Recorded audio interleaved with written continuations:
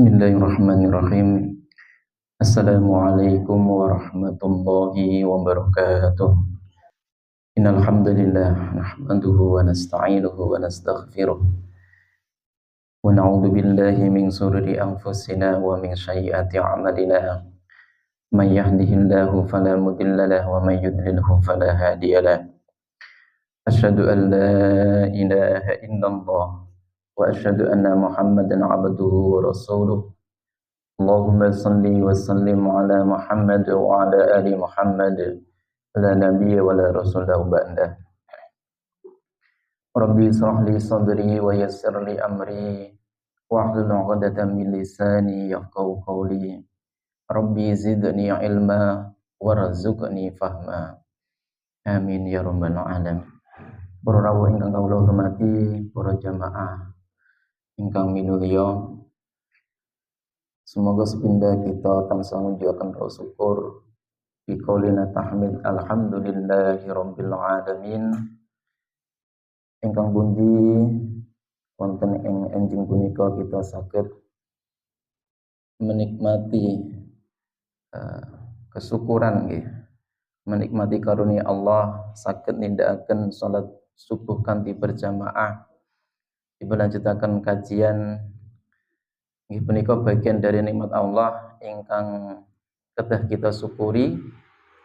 Salah satu bentuk kesyukuran kita inggih punika kita bersemangat anggenipun belajar, anggenipun pados ilmu. Salatu wassalamu kita tetap kunjuk dumateng junjungan kita baginda Nabi Agung Muhammad sallallahu alaihi wasallam ingkang sampun bimbing kita zaman jahiliyah dumugi zaman Islamiyah pada zaman ingkang kita nikmati ing saat menika. Mugi-mugi kula panjenengan sami kagolong umatipun yang pada nantinya akan mendapatkan syafaatnya, amin ya rabbal alamin. Para rawuh ingkang hormati, kita bika kajian kita ing enjing punika sesarengan kalian umul kitab liridillah wa li syafaati rasulillah wa li kulli niyatin shalihah khususan mualliful hadzal kitab. Syai'ulillah al-Fatihah. A'udzu billahi minasy syaithanir rajim. Bismillahirrahmanirrahim. Alhamdulillahi rabbil alamin arrahmanir rahim maliki yaumiddin. Iyyaka na'budu wa iyyaka nasta'in ihdinas siratal mustaqim siratal ladzina an'amta 'alaihim ghairil maghdubi 'alaihim waladdallin. Amin. Wonten ing kesempatan punika sebenarnya kita akan melanjutkan kajian kitab Fathul Qorib ingkang wancinipun inggih punika bab salat Id nggih, salat Idul Fitri ugi Idul Adha. Tapi enjing punika kawula selingi kalih salah satu kajian tematik nggih. Tematik niku maksudipun tema tertentu yang pada kesempatan enjing punika membahas masalah akhlak nggih, masalah akhlak mboten masalah fikih nggih. Ingkang sampun kita bahas sakderengipun kan masalah fikih. Niki kersane mboten jenuh nggih, niki kawula selingi kalih ilmu akhlak nggih. Karena memang yang kita butuhkan dalam memahami agama kemudian menjalani kehidupan iki selain memang ilmu fikih ugi penting nggih punika ilmu akhlak ya. Ilmu akhlak niku bisa disebut sebagai ilmu tasawuf juga nggih. Atau bisa disebut juga kalian ilmu tazkiyatun nafs. Tazkiyatun nafs niku ilmu ingkang tujuanipun untuk mensucikan jiwa, untuk mensucikan hati. Jadi selain kita ikhtiar beribadah kalian fisik kita nggih arupi salat ugi ibadah indun-indunipun tidak kalah penting nggih menika kita mensucikan hati kita. Lah mensucikan hati niku nggih kalian tuntutan nggih. Jadi nanti ada panduan-panduan agar kemudian hati kita ini bersih. Nah, salah satu kitab yang cukup menarik ingkang badhe kita bahas inggih punika kitab ingkang namanipun kitab Bidayatul Hidayah. Jadi kitab Bidayatul Hidayah punika karya dari Al-Imam Al-Ghazali. Jadi Al-Imam Al-Ghazali niku salah satu ulama tasawuf yang menjadi pegangan orang-orang Nahdiyin, orang-orang NU gitu. Di dalam sisi fikihnya, ulama yang senantiasa diikuti inggih punika Imam Syafi'i, kemudian dari sisi tasawuf inggih punika salah satunya Imam Al-Ghazali. Beliau mempunyai kitab namanya kitab Bidayatul Hidayah. Jadi maknani kalian makna Indonesia niku kiat menggapai hidayah.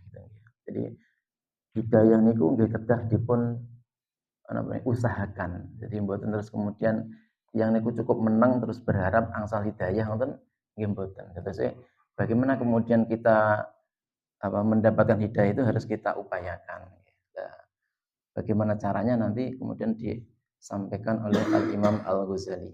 Nah, ini kitabnya cukup ringkas, sederhana dan insya Allah mudah kita pahami.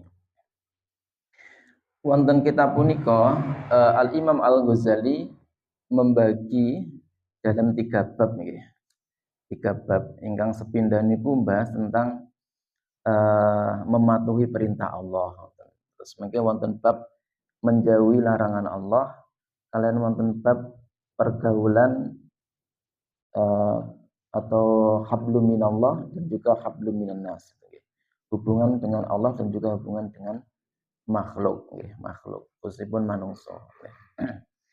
Nah niki kawula bahas tematik niku mboten mesti kula urutne, cuma mungkin kunci ingkang langkung penting bagi kita mungkin kita bahas. Nah, wonten ing kesempatan enjing punika kita badhe bahas bab yang kedua, nggih punika tentang menjauhi larangan Allah. Kawula waosaken al-qismu nggih.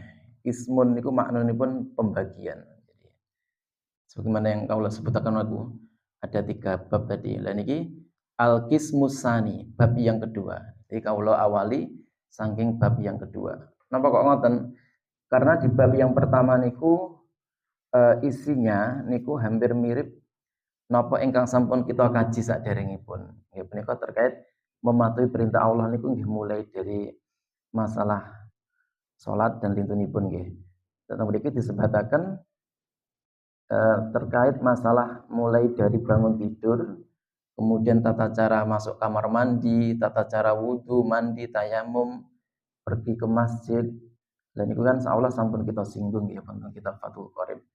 Dan ini langsung kita membahas masalah menjauhi larangan Allah. Ini seolah penting ya. Al-qismu utawi paringan utawi panduman asane kang kaping pindho iku al-qaulu pengucape.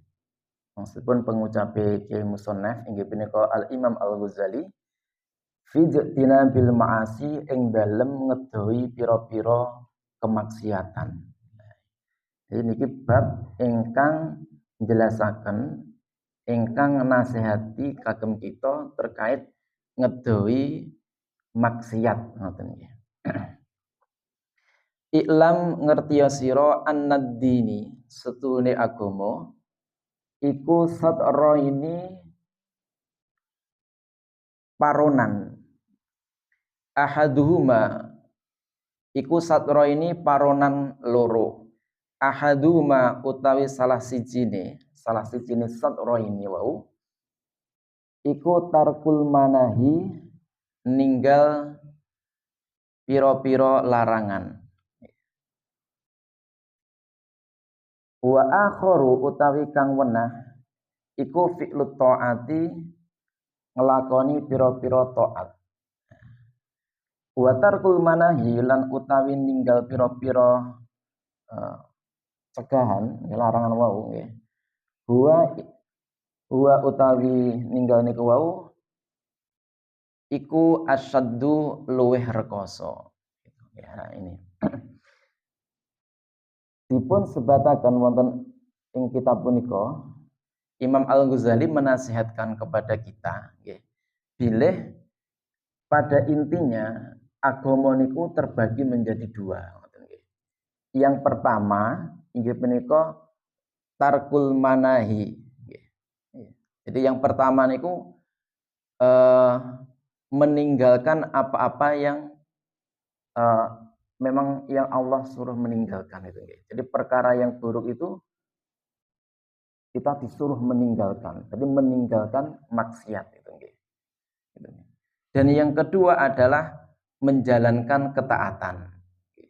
Jadi pada dasarnya itu. Yang pertama kita jauhi segala keburukan. Yang kedua kita jalankan segala ketaatan. Intinya namung niku sebenarnya agama niku. Nek mboten kita ninggalne maksiat, nggih kita taat dening Allah Subhanahu wa taala. Nah, dipun jelasaken wonten Imam Al-Ghazali wa tarkul manahi ya. Jadi meninggalkan keburukan nggih, kemaksiatan huwa asyaddu adalah lebih berat gitu nggih. Jadi antara meninggalkan maksiat dan menjalankan ketaatan ini lebih berat meninggalkan kemaksiatan. Kata Imam Al-Ghazali ngoten. Napa kok ngoten? Fa inna ta'ati maka stune taat nggih. Taat kepada Allah ya. Iku yakdiru kuwasa alaiha ing atase taat sapa kuli ahadin saben-saben wong suwiji. Nah, wa tarku syahawati utawi ninggal pira-pira syahwat nggih. Layak diru iku layak diru ora kuwasa alai ing atase tarku syahwat illa siddiquna angin wong kang padha ngestokaken. Ngestokaken iku maksudnya dengan segala kesungguhan itu maksudnya. Lah, napa kok meninggalkan maksiat niku luwih abot daripada menjalankan ketaatan? Karena menjalankan ketaatan niku saged dilampahi setiap manusia. Fa insyaallah kita niku nek dipun perintahaken ibadah kan saged to nggih. Salat, nggih, zikir, tahlil, mujahadah, simaan Quran niku fa insyaallah kita niku saged lah nggih. Cuma untuk tarkul ma'asi nggih, meninggalkan maksiat nggih. Kemudian dari tarkul manahi tadi niku berat gitu nggih, berat. Napa berat? Ya, karena memang godaan syahwat niku luar biasa itu kata Imam Al-Ghazali ngoten. Jadi wonten ing donya punika godaan-godaan yang mengarahkan kita kepada syahwat, kesenangan sesaat niku lebih berat ya untuk kita hadapi. Ya. Nah, ini realita yang kemudian dijelaskan oleh Imam Al-Ghazali. Dipun boten berat wong sak menika napa-napa menjadi sumber maksiat kan nggih. Apalagi dengan majunya teknologi nggih. HP niku kan wis pokoke nek mboten hati-hati ya dadi setan kotak tenan nggih. Banyak kemaksiatan berseliweran kan nggih di HP. Niku namung di HP. Lah mungkin nek pun lintu-lintunipun semakin kita mengikuti kecanggihan kemajuan zaman ini, maka hal-hal yang menjerumuskan kita kepada syahwat, kepada kemaksiatan itu luar biasa. Nah, karena itu Imam Al-Ghazali mengatakan meninggalkan maksiat niku luwih abot daripada menjalankan ketaatan. Terus nggih gini ku sabar untuk meninggalkan maksiat itu luar biasa. Selain sabar kita untuk menjalankan ketaatan. Mau disebatakan tarku syahwat meninggalkan syahwat nggih layak diru ora kuwasa alaihi ing atase ninggal syahwat wau illa siddiquna kecuali orang-orang yang bersungguh-sungguh gitu. Jadi orang-orang yang bisa meninggalkan maksiat niku memang orang-orang yang punya mujahadah, punya kesungguhan gitu nggih. Terus niki misale dengan kemajuan zaman itu kan yang sakit mengetahui segala apa yang ada di dunia niki cukup dengan HP. Lek HP niku pun dicekel, kemudian dia berada di tempat yang sepi, di kamar, siapa yang bisa mengawasi kan? Nek mboten dengan kesungguhan hati kita untuk meninggalkan maksiat, tentu itu akan berat sekali.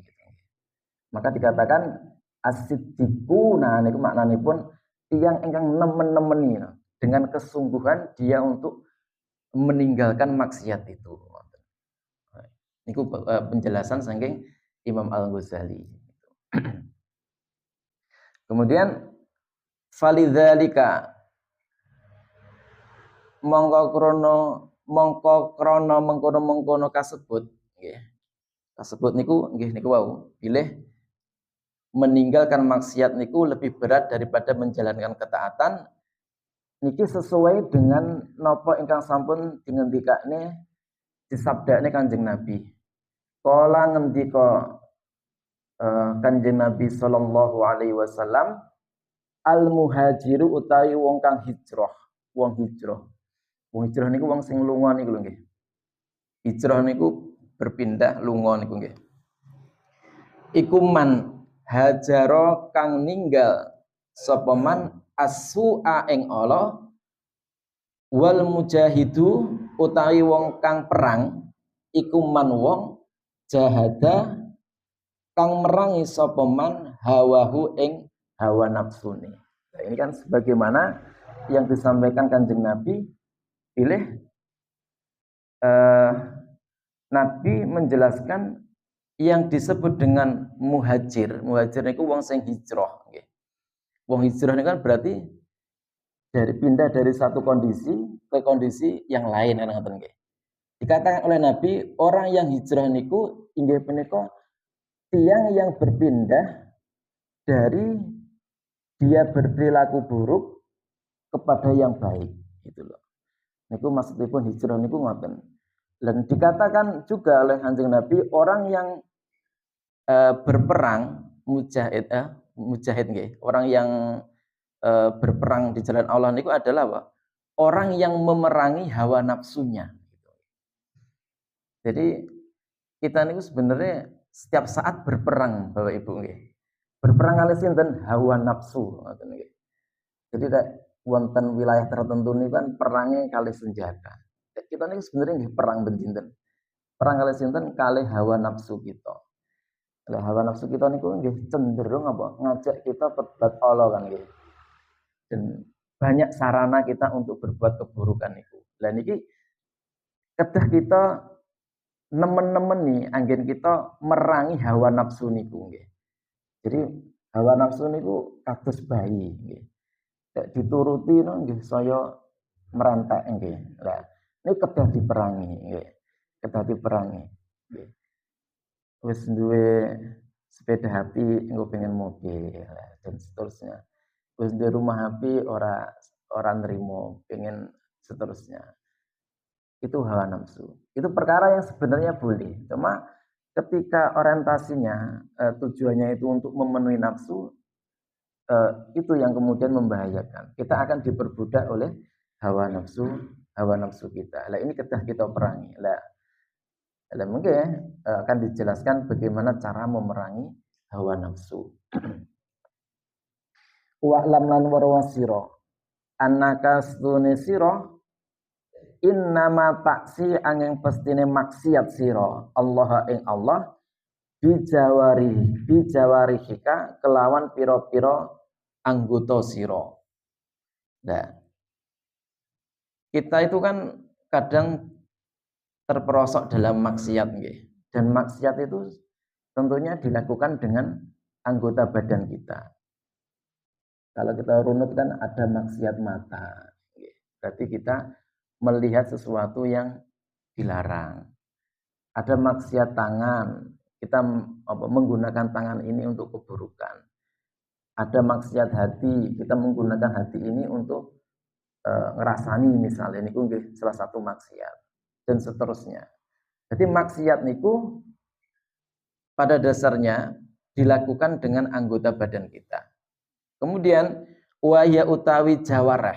Jawarah niku maknanya anggota badan kita niki nggih. Iku nikmatun nikmat minallahi sangke Allah taala alaika ing atase sira.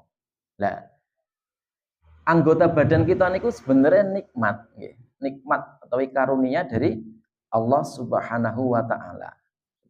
Wa amanatun lan titipan gitu. Ladaika ana sanding sira. Nah niku. Jadi kata Imam Al-Ghazali, beliau mengingatkan kepada kita badan kita ini adalah nikmat dari Allah dan juga amanah dari Allah Subhanahu wa taala. Gitu nggih. Kemudian fasti'anatuka mongko utawi oleh amrih pitulung sira nikmatillahi kelawan nikmati Allah. Dan dengan nikmat Allah itu, dengan anggota badan kita ini kita senantiasa memohon pertolongan atau kita gunakan untuk memohon pertolongan. Ya, itu. Kemudian ala maksiatihi ing atase durukane Allah gitu ya. Jadi kata Imam Ghazali, anggota badan yang itu adalah nikmat Allah dan juga amanah titipan dari Allah. Terus bagaimana kok kemudian itu digunakan untuk maksiat gitu loh. Jadi beliau mengingatkan, wong iku niku badan iku ki amanah, badan iku titipan, nikmat. Kok digunakne untuk maksiat. Nah, ini Imam Ghazali menggunakan apa ngemutaken dumateng kita. Dan demikian itu tadi. Jadi ketika kita mendapatkan nikmat berupa anggota badan yang sempurna, betul cacat, kemudian sehat, kok kemudian digunakan untuk bermaksiat, ya, pada itu adalah nikmat dari Allah, dikatakan oleh Imam Ghazali, ghayatul kufroni, maka itu adalah puncaknya kekufuran. Kufur itu sebaliknya dari syukur, gitu loh nggih. Wong tek dikasih nikmat kan bersyukur. Tapi nek nikmat niku justru untuk bermaksiat niku disebut sebagai kufur. Itulah kufur niku sifatipun yang kafir maksudnya. Jadi gitu. Jadi kita diingatkan segala nikmat karunia Allah ingkang sampun kita nikmati punika kedah kita syukuri. Kita gunakan kagem kebaikan, mboten kagem maksiat. Lah kok digunakan kagem maksiat kata Imam Al-Ghazali, maka itu adalah ghayatul kufroni, puncake kekufuran gitu nggih. Jadi wis kebangetan lah cara tiyange ngoten, cara bahasane ngoten. Wis diwehi anggota badan sing sehat, lengkap, boten cacat, kok digunakan tinggi maksiat, maka itu dikatakan sebagai ghayatul kufroni, puncake kekufuran. Wa khiyanatuka utawi cedrane sira fil amanati ing dalam amanat. Jadi selain maksiat niku berupa kekufuran, dia juga merupakan khiyanatul amanah, mengkhianati amanah. Tadi kan disebutakan toh, pilih napa niku anggota badan niku bagian dari amanah, titipan saking Allah. Lah kok digunakan untuk maksiat, maka dikatakan itu adalah khianat, khianat cidro atas nikmat tersebut. Jadi selain kufur juga khianat. Gitu. Kemudian isdauda'akaha Allah, istauda'akaha kang nitipaken ing amanah sapa Allah. Gitu. Jadi amanah yang telah dititipkan Allah tadi. Wa yatutughyani iku katoke lacut gitu ya. Lacut itu nggih ya dia itu puncaknya keburukan gitu nggih. Jadi wong kok mboten memenuhi amanah, menjaga amanah berupa anggota badan ini, maka kata Allah dia adalah ghayatut tughyan. Ya. Dia telah berbuat keburukan gitu. Fa'dauka mongko utawi pira-pira anggota sira nggih. Ra'ayaka iku rakyat sira. Jadi anggota badan punika berupa nggih mulai dari kepala dan sampai kemudian ujung kaki niku diibaratkan sebagai rakyat, kata Imam Ghazali ngoten. Lah kita adalah pemimpinnya, itu kata Imam Ghazali. Jadi anggota badan ini adalah rakyatnya dan kita ini adalah pemimpinnya. Nah, itu. Maka fangdur mongko ningalono sira kaifa tara'a kalih kaya apa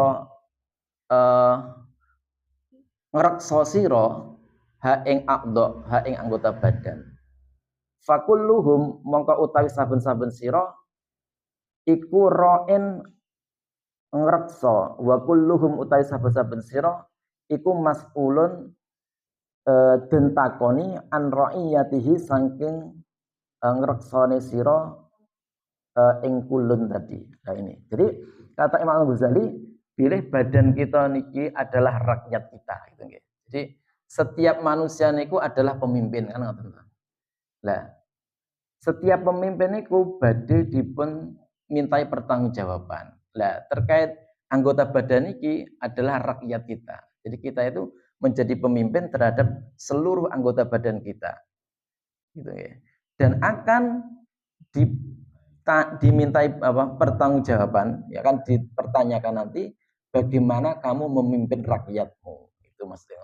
Jadi bagaimana kita menjaga tangan kita, menjaga pandangan kita, hati kita, kaki kita dan seterusnya itu nanti akan dimintai pertanggungjawaban oleh Allah Subhanahu wa taala. Maksudipun. Wa lan ngerti sira anna jami'al a'dha'ika nggih. Setune sekabehane anggota sira, anggota badan iku nggih. Satashhadu iku bakal nekseni apa a'dha alaika ing atas sira fi arsatil kiamati ing dalem platarane dina kiamat.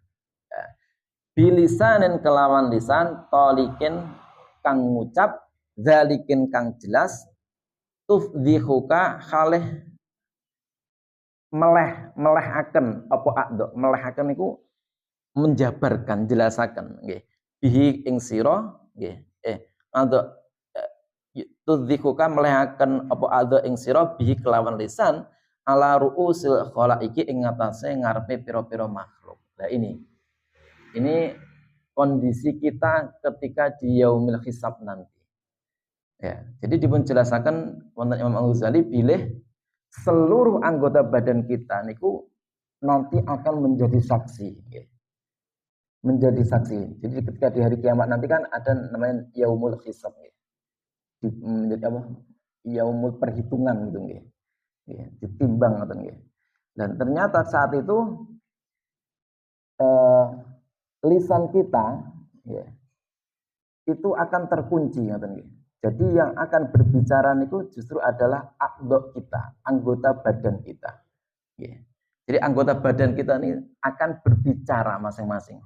Jadi mata niku saged ngendikan, kemudian tangan niku saged ngendikan, kaki saged ngendikan dan seterusnya. Dan dia akan memberikan persaksian atas apa yang manusia itu perbuat dengan dirinya gitu loh.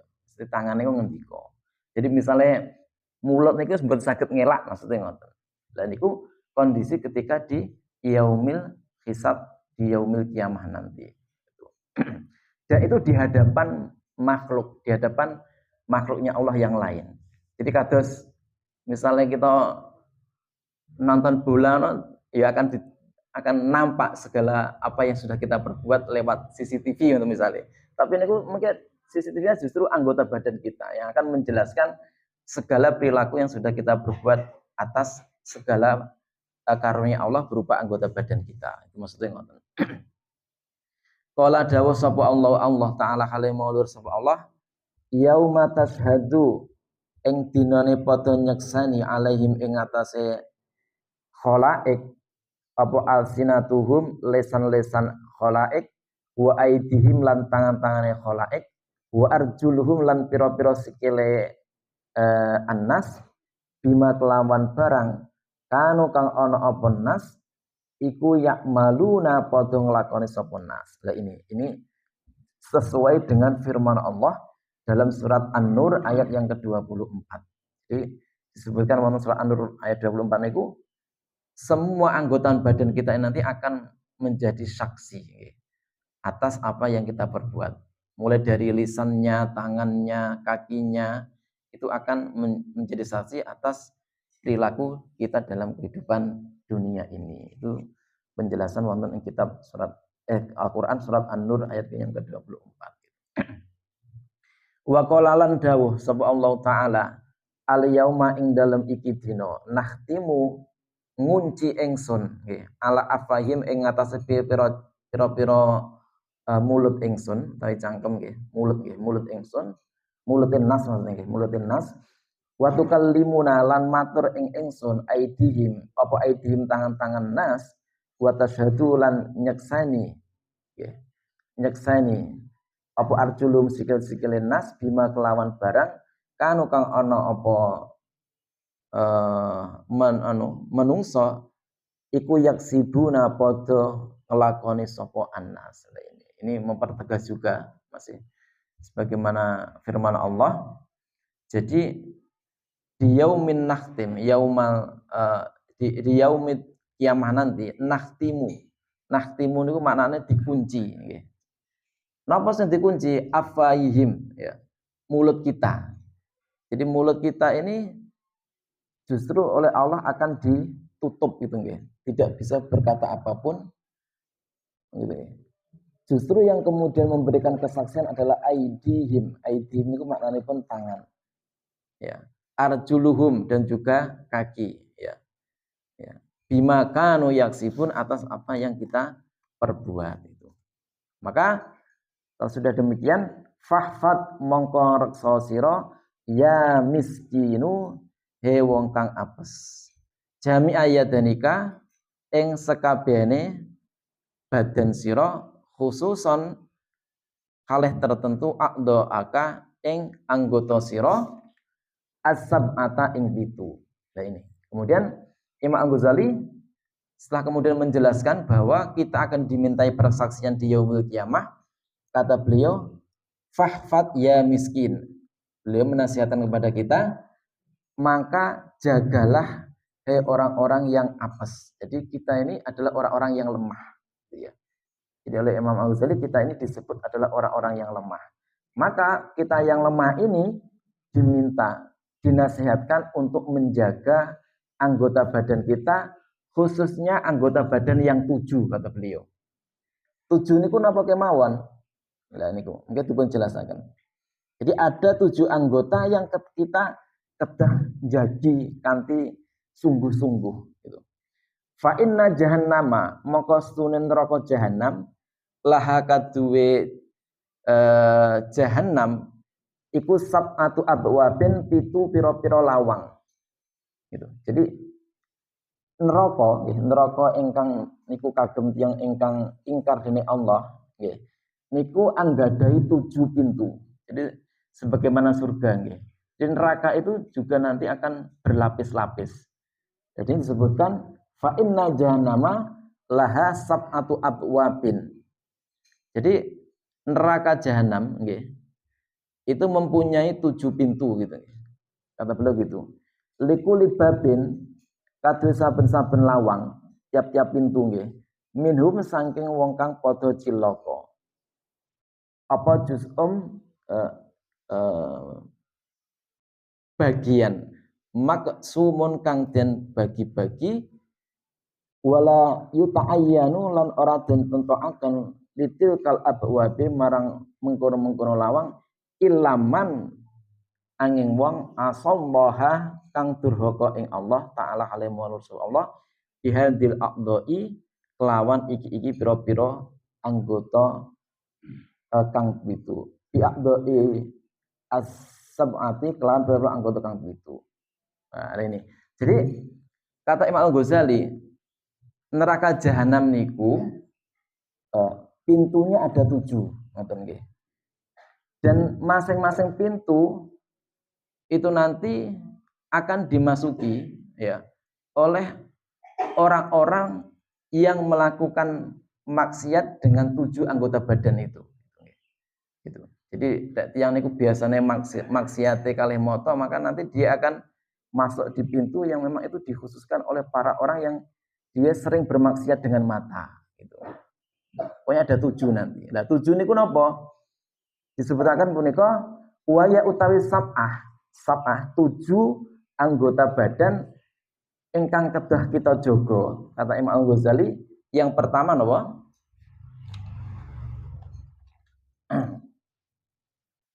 Yang pertama adalah al-ainu meripat. Ya. Jadi yang harus dijaga niku yang pertama adalah mata, wal udhunu lan kuping, telinga, wal lisanu lan lesan, wal batnu lan weteng, wal farju lan farji, kemaluan, wal yadu lan tangan, war rijlu lan sikil. Jadi ada 7 niku wau. 7 anggota badan ini harus kita jaga. Lek mboten sakit kita jaga niku wau ancamane. Bisa menjadi dia itu menjadi penyebab kemudian Allah memasukkan dia ke neraka jahanam yang jumlah pintunya tadi niku wonten 7. Anggota yang kita jaga niku pertama adalah mata, yang kedua adalah telinga, yang ketiga adalah lisan. Lisan itu maksudnya nggih ucapan kita, lidah kita nggih. Wal batnu weteng nggih. Wal farju lan kemaluan, wal yadu lan tangan, war rijlu lan kaki. Lah ini. 7 anggota badan ini kedah kita jagi, kita arahkan dengan kesungguhan untuk kebaikan. Itu maksudnya ngoten. Nah, terus dipunjelasaken wonten kitab punika, amal ainu anapun utawi mripat, fa innama mongko sune mongko angin pestine mripat niku wau nggih, fa innama khuliqat pestine den dadekaken laka kaduwe sira litah tadiya supaya amrih pituduh sira biha kelawan ain kelawan mripat fid dulumati ing dalem pira-pira peteng wa tastaina lan dadi amrih pitulung sira biha kelawan ain kelawan mripat fil hajati ing dalem pira-pira hajat. Fatang duru lan ningali sira biha kelawan ain kelawan mripat ila ajabil malakutil ardi marang pira-pira kegawuane keratone bumi, maksudnya segala keajaiban yang ada di bumi. Nah, was samawati lan langit. Patak tabiro mongko angen-angeno sira bima kelawan barang ihima kang ana ing dalem malakut niku maksudnya nggih niku wau keratone bumi wal ard tadi nggih. Minan ayatin sange pira-pira ayat wahfadha mongko reksa sira ing ain an arba'in saking 4 perkara. Nah ini.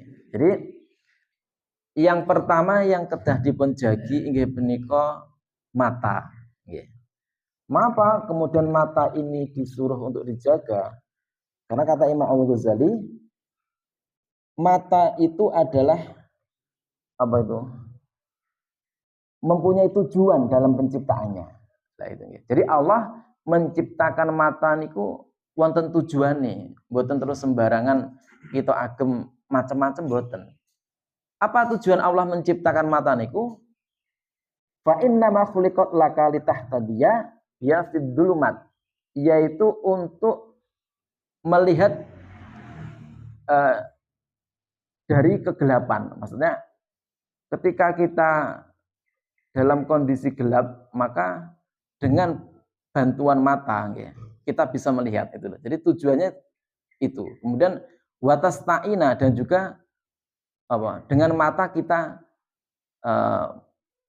tasta'ina apa? Memohon pertolongan gitu loh. Jadi tujuannya itu agar kita kemudian jelas dalam menjalani kehidupan ini ya. Dan juga bisa memohon pertolongan dengan mata tersebut. Fil hajati untuk memenuhi hajat kita. Jadi ini itu mengingatkan. Jadi Imam Ghazali mengingatkan kepada kita bahwa mata niku diciptakan untuk melihat gitu nih. Melihat segala yang tadinya itu tidak kita lihat. Tapi jenengan apa niku bayangkan misalnya wong tiyak mboten kagungan motoan peteng to nggih. Kan dengan merem niku lho nggih. Kan terus akhirnya peteng tuh. Lah dengan adanya mata ini akhirnya kan biar kita sakit ningali nopo-nopo. Lah berarti kan tadi litah tadiya dia fid dulumat ya. Untuk memberikan petunjuk dari kegelapan. Yang tadinya itu gelap gulita, kita tidak bisa melihat apapun, dengan pertolongan mata kemudian kita bisa melihat cahaya ini. Watasta'ina biha, dan juga kita minta pertolongan. Jadi misalnya kita badai mendet barang, tindak teng pundi. Misalnya kita buatan kagungan moto kan, ya bingung kan. Akhirnya kan dengan mata itu kemudian kita memohon petunjuk gitu loh. Menggunakan dia sebagai petunjuk gitu loh. Nah ini tujuan Allah menciptakan mata. Petunjuk apa? Fil hajati, atas beberapa hajat kita, kebutuhan kita. Jadi banyak hal yang akhirnya bisa terpenuhi karena kita dikaruniai mata, maksudnya ngoten. Watang durulan ningalan siro biha kelan mata ilaha jabil manapun. Kemudian juga tujuannya mata ini untuk melihat segala karunia Allah di muka bumi ini. Gitu. Makanya jenengan tidak teng pundi kemawon niku diniat ini apa? Tafakur. Tafakar niku maknanya angan-angan apa? Atas ciptaan Allah gitu nggih. Jadi misalnya dulan niku mboten ampun sebatas diniati dulan ngoten mawon, tapi diniatkan dalam hati apa nih ngangen-ngangen ciptaane Allah. Misalnya tindak tengebel niku kalih ya Allah kok iso ya telogo kok apike koyo ngene. Iki Allah ra iso ya. Lah niku bagian daripada mensyukuri nikmat mata gitu. Jadi menghadirkan dalam hati untuk kagum dengan ciptaan Allah. Wasama dan juga apa-apa yang ada di langit. Jadi tidak hanya sebatas apa yang ada di bumi, apa yang ada di langit. Kok apik mendio iki apa iki bulan, apik menika bintang dan seterusnya itu sakit kita nikmati kalian mata dan itu kemudian kita hadirkan di saat kita melihat alam semesta ini. Jadi tujuannya niku. Jadi kita bisa mendapatkan petunjuk, bisa melakukan berbagai aktivitas, bisa melihat segala ciptaan Allah ini adalah tujuan mata gitu ya. Maka dikatakan fatak tabiro bima fiya minal ayat gitu ya. Maka dengan mata kemudian kamu bisa melihat tanda-tanda kekuasaan Allah. Fahfadha maka apa? Jagalah matamu. Jadi begitu besarnya apa nikmat Allah mata yang dengan mata segala apa yang kita mau itu bisa terpenuhi maka fahfadha jagalah matamu itu nasihat dari Imam Al-Ghazali. Kita kedah menjaga mata kita ini. Dijaga dari apa? Ini nasihat Imam Al-Ghazali, mata ini disuruh dijaga an arba'in saking patang perkara. Nah ini.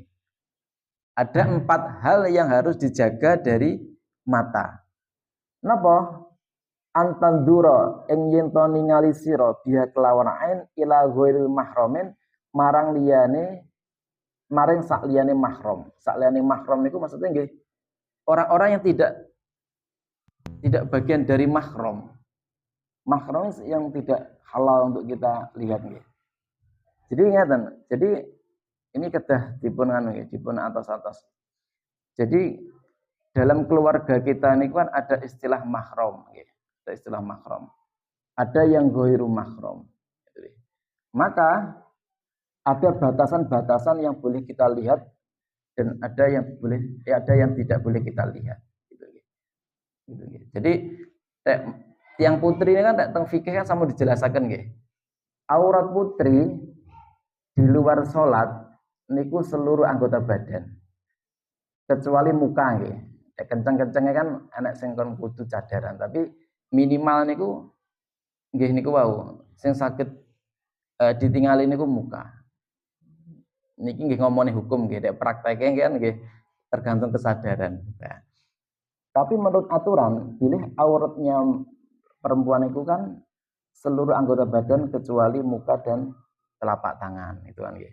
Niku di luar sholat. Sebenarnya kata ngoten. Nek laki-laki nggih lagi longgar itu nggih. Nah, maka kaitannya dengan niki kita itu disuruh menjaga pandangan kita, mata kita itu dari ghairu mahram, ya.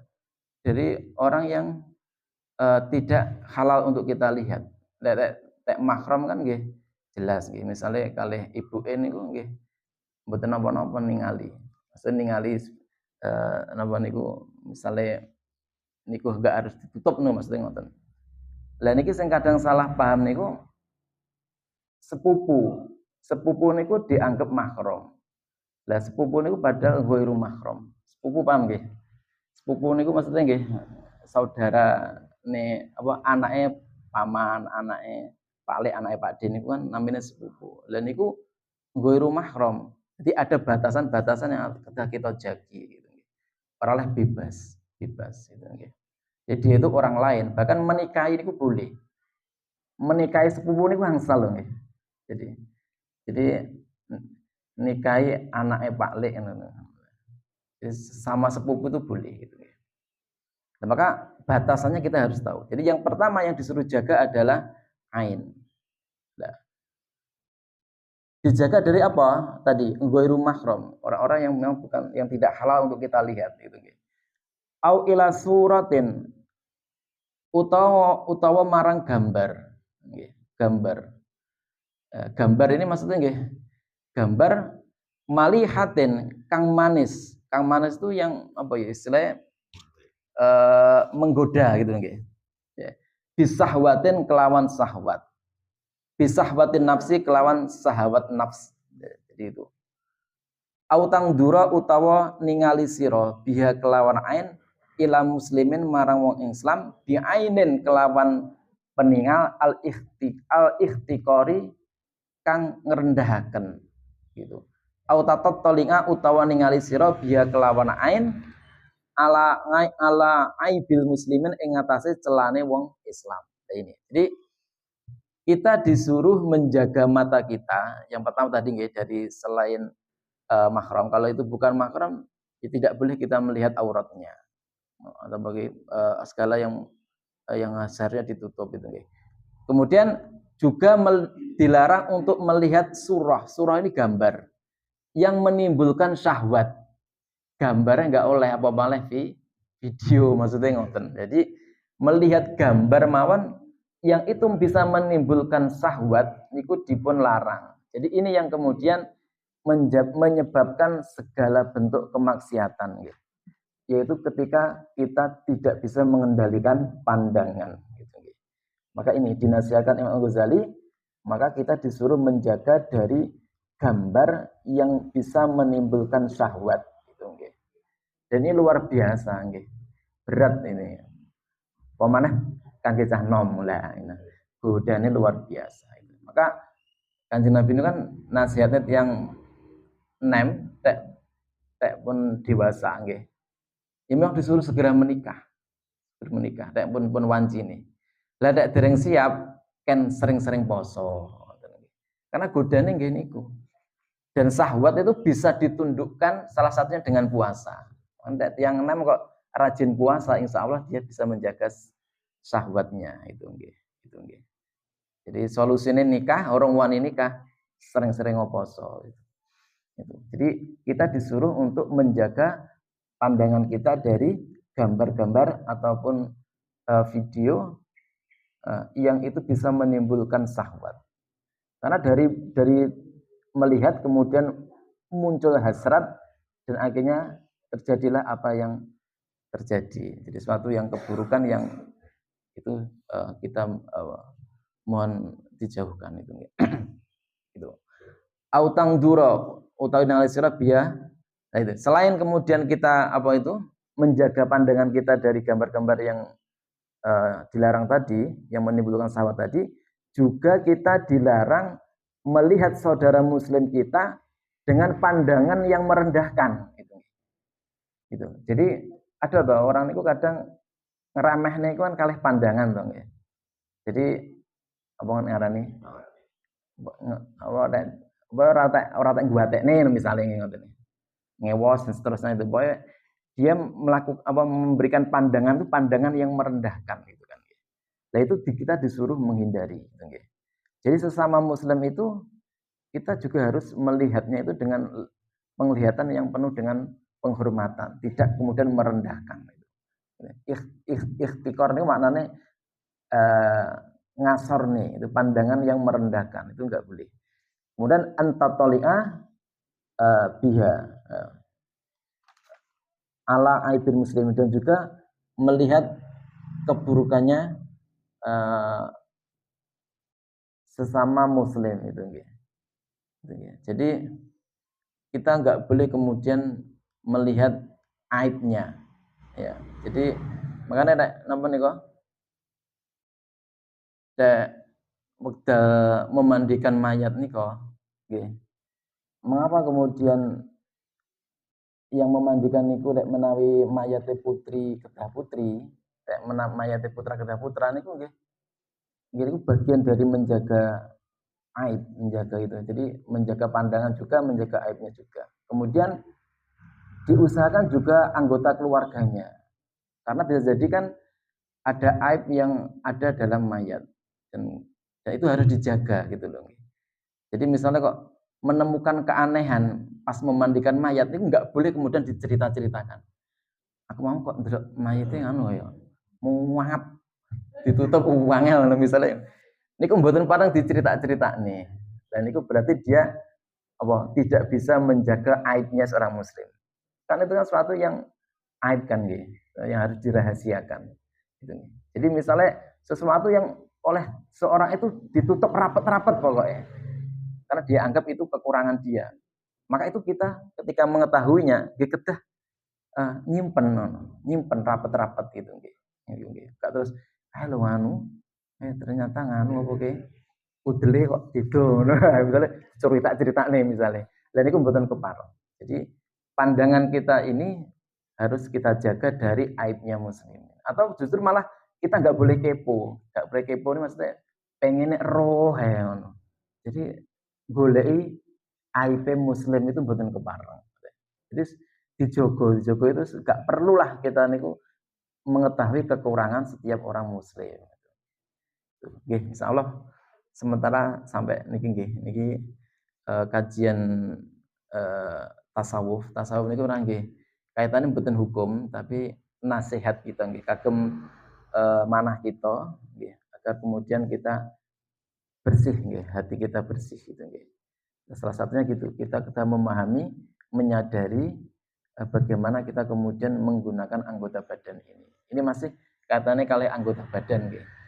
Dereng masalah hati mungkin nggih. Jadi masih membahas masalah 7 anggota badan yang kedah kita jaga. Yang pertama tadi apa? Mata, nggih. Mata yang kita disuruh untuk menjaga mata kita dari 4 hal tadi.